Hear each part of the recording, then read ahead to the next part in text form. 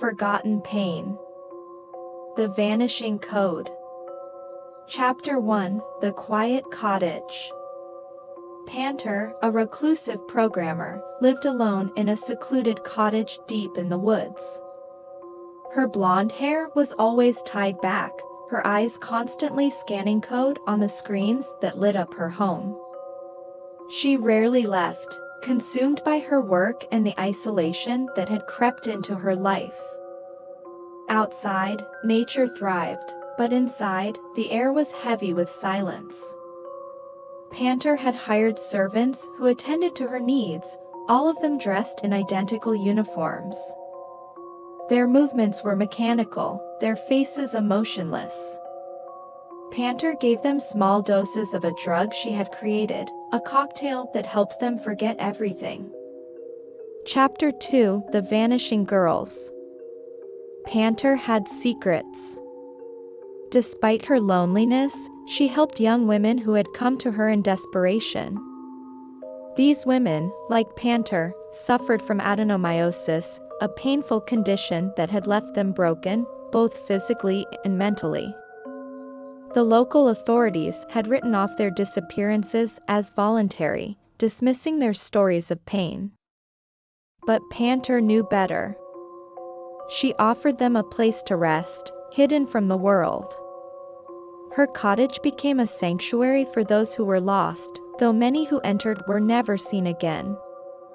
The more women vanished, the more their names faded from memory, forgotten by all but Panter.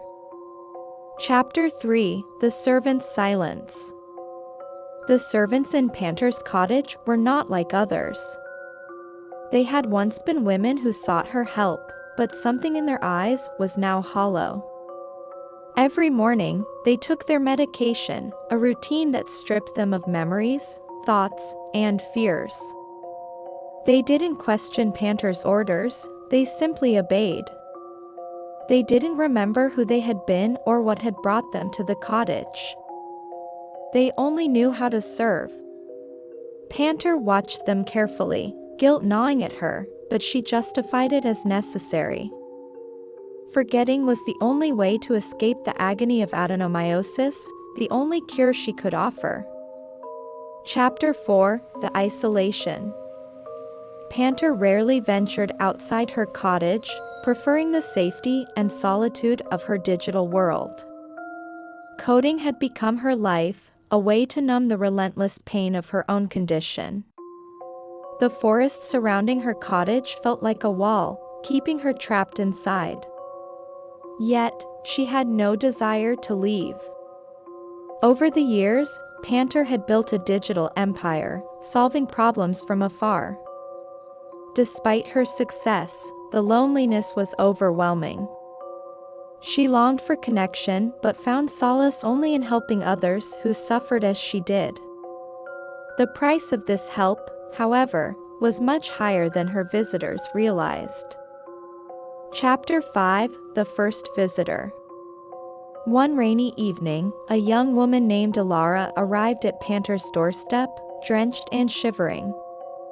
She, too, suffered from adenomyosis, her life spiraling out of control as the pain grew unbearable. Alara had heard of Panter from whispers in online forums, where desperate women shared stories of a reclusive genius who could offer salvation. Panter welcomed her, offering warmth and comfort. Alara was captivated by the calm that radiated from Panter and the quiet efficiency of her servants. But as the hours passed, she noticed something strange. The servants rarely spoke, their expressions vacant. An unsettling feeling crept over her. Chapter 6: The Offer. Panter sat with Alara, discussing her condition and the excruciating pain she endured daily. Alara explained how the medical system had failed her, leaving her to suffer in silence. Panter, seemingly understanding, offered her a choice: stay and forget the pain, or leave and face it alone. Alara, exhausted from years of agony, was tempted by the promise of peace. Panter's methods were unconventional, but they offered hope where none had been before. She didn't mention the cost, didn't tell Alara that forgetting meant giving up everything she once was. Alara agreed, unaware of the darkness that awaited her. Chapter 7: The Beginning of the End. Alara settled into the cottage, adjusting to the routine of the servants. Every morning, she took the pills Panter provided. At first, they made her feel lighter, as though the weight of her illness was lifting. Her mind became clearer, her body more relaxed. But soon, she began to notice gaps in her memory, small details of her past life slipping away. She struggled to recall faces, places, even names. Each day, more of her old life vanished, replaced by an overwhelming sense of detachment.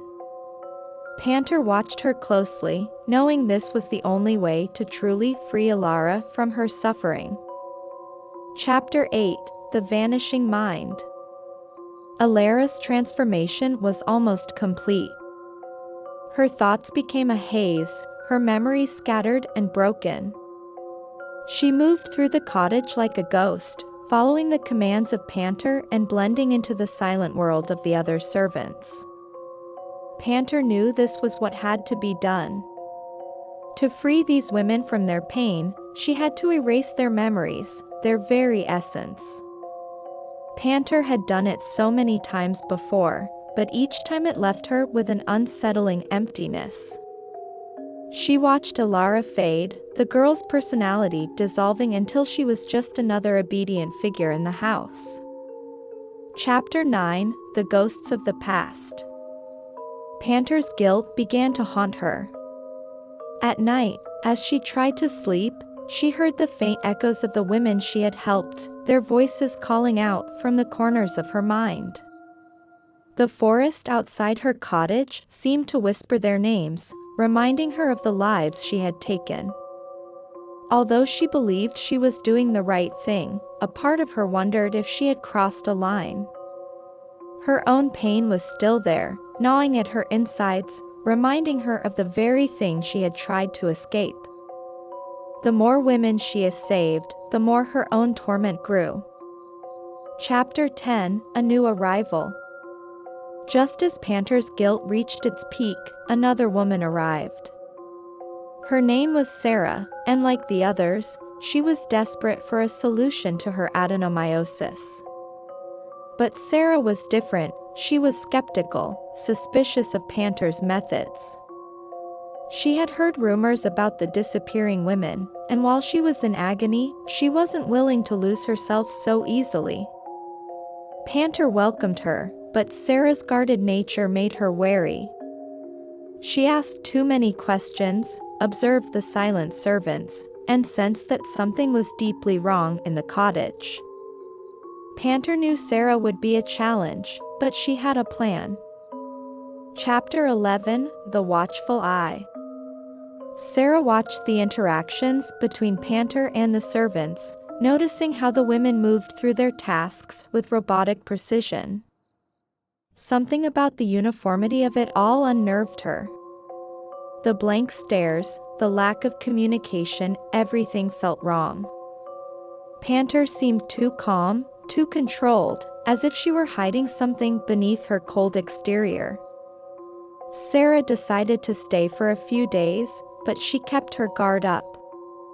She noticed that each evening, Panter would retreat to her computer, locked in her digital world. The more Sarah observed, the more she realized she needed to uncover Panter's secret before it was too late. Chapter 12: A Glitch in the System. One night, Sarah snuck into Panter's office, where the soft glow of monitors filled the room. She scanned the screens and saw complex codes, but hidden between the lines were strange symbols and unfamiliar sequences. The code wasn't just for programming, it was controlling something else. Suddenly, one of the screens flickered, showing glimpses of the girls who had gone missing. Sarah's heart raced. The truth was hidden in Panter's work. These women weren't just forgotten, they were being controlled. The code was a part of something much larger, and Panter was at the center of it all. Chapter 13, The Forgotten Lives. Sarah continued to dig, uncovering files stored deep in Panter's system. The names of the women who had vanished were all listed there, each paired with a corresponding set of instructions. The program Panter had written didn't just erase their memories, it controlled them entirely. Every thought, every action was dictated by the lines of code. The servants were these women, stripped of their identities and rewritten into obedient machines. Sarah's stomach turned as she realized that if she didn't leave soon, she would be next. But escaping Panter's cottage wasn't going to be easy. Chapter 14, A Failed Escape. Sarah tried to leave the cottage that night, but the forest was impenetrable, as if the trees themselves were working against her. Every path seemed to lead her back to the house. Panter had built more than just a digital trap, she had extended her control to the physical world. Panter confronted her, calm as ever, and offered Sarah the same choice she had given the others: forget the pain or continue to suffer. Sarah refused, but Panter's eyes darkened. The air in the room seemed to thicken as if reality itself was bending to Panter's will. Sarah was trapped. Chapter 15, The Code Within. Panter revealed that she had long ago integrated the pain of adenomyosis into her own body, using code to externalize and share the suffering. The more women she brought to the cottage, the more she could spread the burden. It was why she needed them to forget, so she could harness their pain to ease her own. But something had gone wrong. The code was no longer just an algorithm, it had taken on a life of its own, feeding on the suffering of these women. Panter had lost control, and now she was as much a prisoner of the system as the others. Chapter 16, The Digital Prison. Sarah realized that to escape, she would have to break the code that trapped her and the others. She had some programming knowledge, but Panter's system was unlike anything she'd ever seen. She spent days secretly working on Panter's computer, trying to unravel the twisted web of code. Each line was a piece of Panter's mind, her desires and fears encoded into the system. The further Sarah dug, the more she saw the extent of Panter's manipulation. But time was running out. The more she resisted, the more Panter's presence seemed to grow in the house, watching her every move. Chapter 17, The Forgotten Girls' Plea. One night, as Sarah worked frantically, one of the servants approached her. For the first time since her arrival, the woman spoke, her voice barely a whisper. "Help me," she said. It was Alara, the first girl Panter had helped. Alara's memory wasn't completely gone, and her mind was fighting to break free from Panter's control. She begged Sarah to stop Panter and free them all before it was too late. Sarah's resolve hardened. She knew she had to act quickly. If she could break the code, she could save them. But Panter was growing suspicious, and Sarah's time was almost up. Chapter 18, The Final Confrontation. Sarah confronted Panter, refusing to take the drugs that would strip her memories. Panter's calm demeanor cracked, revealing the desperation beneath. Her body was frail, and the pain she had been suppressing for years was catching up to her. She needed more women to feed the system, to sustain her life. But Sarah refused to be her next victim. The cottage, once a place of quiet isolation, now felt suffocating. The walls seemed to pulse with energy, as if the house itself was alive. Sarah knew that Panter wouldn't let her leave without a fight, but she wasn't going to give up easily. Chapter 19, A Sacrifice. In a moment of clarity, Alara stepped between Panter and Sarah. She had regained enough control over her mind to make a choice, to fight back against the woman who had taken everything from her. Alara offered herself to the system, knowing it would weaken Panter. As the code began to unravel, Panter screamed in agony. The house shuddered, and the lights flickered. The servants, once silent and controlled, began to wake from their digital slumber, their memories returning in painful waves.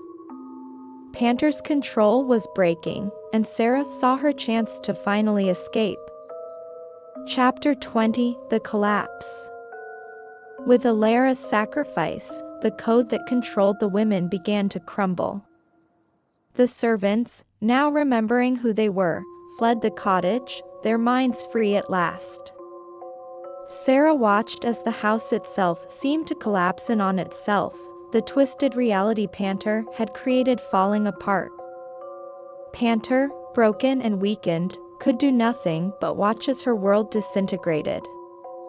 The forest around the cottage became still, the air no longer humming with the dark energy that had trapped them all. Sarah, exhausted but alive, made her way out of the woods, determined to expose Panter's twisted experiment. Chapter 21, The Return to the Real World. Sarah finally emerged from the forest, her heart racing as she stepped back into the real world. She had escaped, but the memories of the cottage and the women she had left behind haunted her. She couldn't forget their faces, their voices begging for help. She knew she had to tell the authorities, but who would believe her? The story seemed too unreal, too horrifying to be true. But Sarah was determined.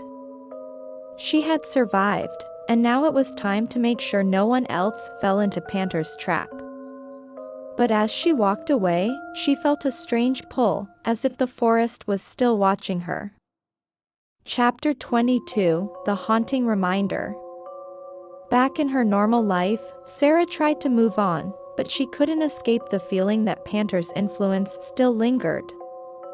Every time she closed her eyes, she saw the faces of the women who had been trapped in the cottage. She couldn't shake the feeling that the system Panter had created was still out there, waiting for its next victim. Sarah became obsessed with finding other women who had gone missing, wondering if there were more like her, more who had narrowly escaped Panter's clutches. The horror of what she had experienced was far from over. Chapter 23, Panter's Legacy. Sarah soon discovered that Panter's reach extended beyond the forest. There were reports of other missing women, all suffering from adenomyosis, all vanishing without a trace. Panter's system had spread like a virus, infecting others in ways Sarah couldn't fully understand. The code that had once controlled the women in the cottage had replicated itself, embedding in the digital world. Sarah realized that Panter's experiment wasn't over, it had evolved. Now, anyone who suffered from the same condition could fall prey to the same twisted fate, their pain feeding the system Panter had created. Chapter 24, The Digital Curse. Sarah knew she couldn't let Panter's legacy continue. She began working tirelessly, using everything she had learned in the cottage to track down the remnants of the system. It wasn't easy. Panter's code was designed to hide itself, to spread in ways that were nearly impossible to detect. But Sarah was relentless. She hacked into servers, traced digital footprints, and slowly, she began to dismantle the network Panter had left behind. Each time she broke a piece of the code, she felt a sense of relief, but the system was vast, and it would take time to destroy it completely. Chapter 25, A New Beginning. After months of hard work, Sarah finally managed to dismantle the last piece of Panter's code. The digital curse that had claimed so many lives was broken. But Sarah knew that the scars would remain. The women who had been trapped in Panter's system would never be the same, and neither would she. The pain of adenomyosis still lingered, but now, Sarah had a new purpose. She would dedicate her life to helping others who suffered, to making sure that no one else fell victim to a twisted system that fed on their pain. And as she walked away from her computer for the last time, she felt a sense of peace, knowing that, finally, the nightmare was over.